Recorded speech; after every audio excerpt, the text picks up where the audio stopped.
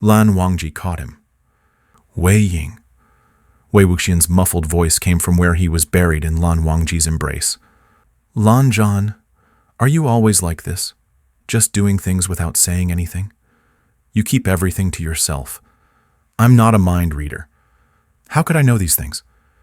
From now on, for everything you do for me, you have to tell me proactively. Understand? All right. The two of them hugged silently for a while. Eventually, Wei Wuxian pulled away and rubbed his reddened nose.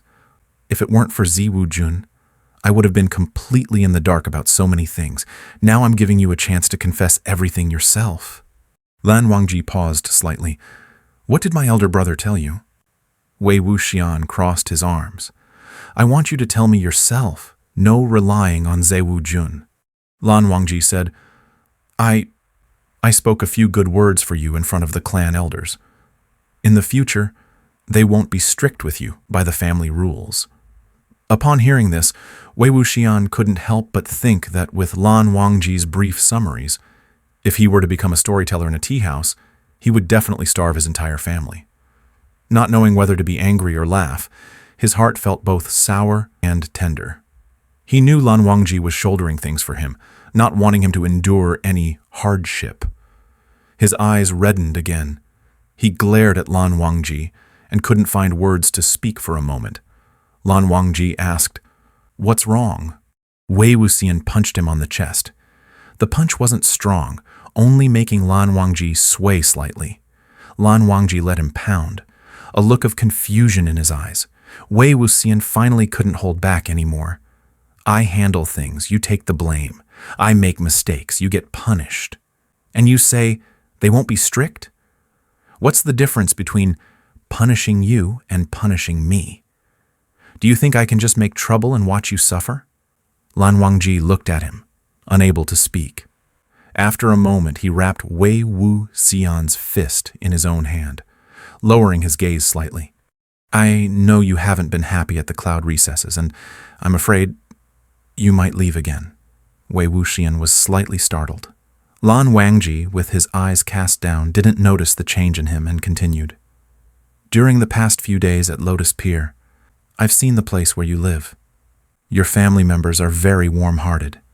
They treated me, an outsider, so well. Uncle Jiang is kind and magnanimous, and Lotus Pier is filled with laughter. You grew up here, which shaped your cheerful and lively personality. I like that version of you. I want you to be happy. You're not used to the rules of the Lan clan, so don't follow them.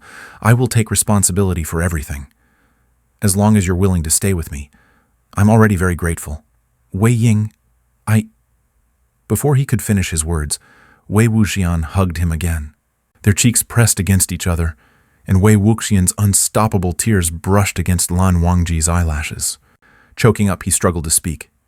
I said I would stay with you, and no matter what, I will stay with you. I, Wei Wuxian, am not someone who fears trouble, nor someone who is selfish. And I'm certainly not someone who can be easily driven away. Lan Zhan, I like you. I've got my eyes on you, and even if you run to the ends of the earth, you won't escape. As long as I can be with you, I'd be willing to live in the underworld, so why would I fear the small cloud recesses? Kneel if I must. Be punished if I must. Do you think I got away with not being whipped by Madame Yu at Lotus Pier? It's no more comfortable than your clan's discipline ruler. I endured it. My skin is thick, even if I am injured. The next day I still eat, drink, and have fun. It hasn't stopped me, and I'm still do anything I want. No matter what happens, we will face it together. From now on, never say anything about leaving each other or burden for each other, understand? Lan Wangji held him tightly, his fervent heartbeat so powerful that it seemed born to convey this ardor to the other. Forging a vow to stay together, just like the three bows to heaven, to the parents, and to each other in the wedding ceremony. It bound them tightly, ensuring they would never part in this life and the next. Lotus Pier is not like cloud recesses where the mountains are quiet, the trees provide cover, and people must walk calmly and refrain from making noise. Even if an entire family passes by, you won't hear a sound. Perhaps only if there were a fire would there be any shouting. The hustle and bustle of Lotus Pier was one of the things Lan Wangji found difficult to get used to. Whether young men or maidens, disciples or servants, they all had rather wild natures.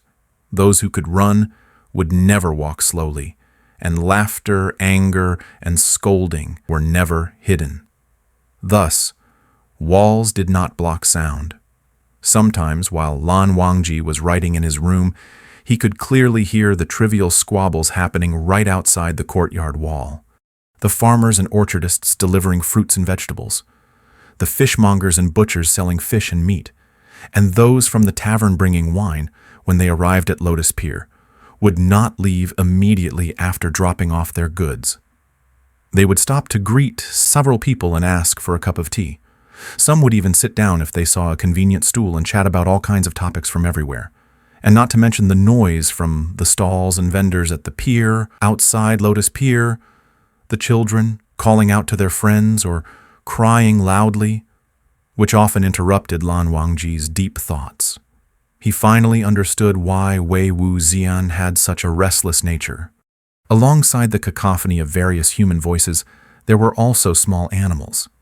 Just as animals resemble their masters, even the small animals at the cloud recesses were like rabbits. Though there were many of them hopping around, they rarely made noise, nor did they leap over walls or onto roofs, making them easy to manage. Wei Wu Xian was afraid of dogs. Unfortunately, there were none at Lotus Pier. However, there were many stray cats. Just a couple of days ago, Lan Wangji saw one running out of the kitchen with a fat fish in its mouth, followed by a woman cook shouting and chasing after it with a knife. At this moment, a pure white cat with black patches near its whiskers, as if painted with a brush stroke, leaped onto the windowsill with a dignified and unflinching demeanor, staring at the two people kissing inside the room with its round cat eyes. Lan Wangji's movements momentarily paused.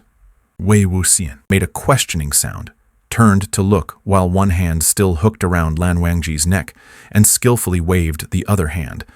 He was about to continue the kiss, but noticed Lan Wangji seemed slightly startled, as if the cat's scrutinizing gaze had unsettled him.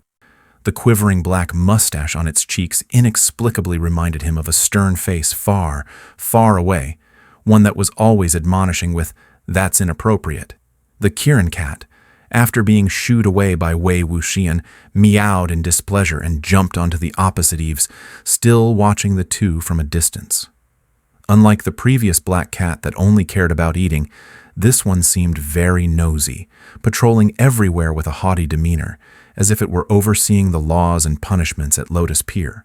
Whenever there were people around, it would glance over every now and then, making them shudder and instinctively touch their chest, wondering if they had done something wrong recently.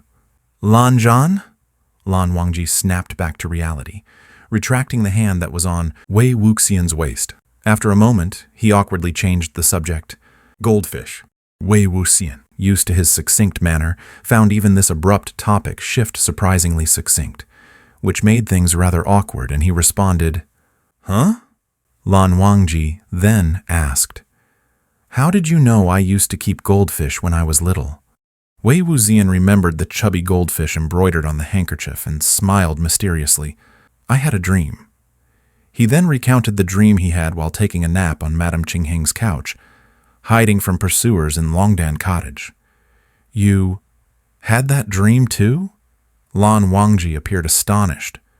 "Too?" Wei Wu Xian asked, "What? Lan Zhan, you too? Did you dream about me?" That night, under the moonlight, atop the mountain wall, the night wind carried a scent of flowers filled with inexplicable sadness. It made Lan Wangji remember a figure dressed in indigo, who often embraced him in his childhood.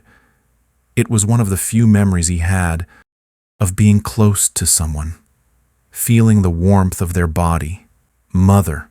At that time, he did not realize that the trace of floral scent was the only remnant left behind by Wei Wu Xian when he escaped from his side. After finishing his night patrol, Lan Wangji returned to the silence room to sleep, and that night, he dreamed. a dream that included Ying and his mother. Seeing the slight sadness but also a trace of joy in Lan Wangji's eyes, Wangxian seemed to know what he was thinking, and shamelessly said, "It seems your mother likes me too, personally acknowledging my status as your partner."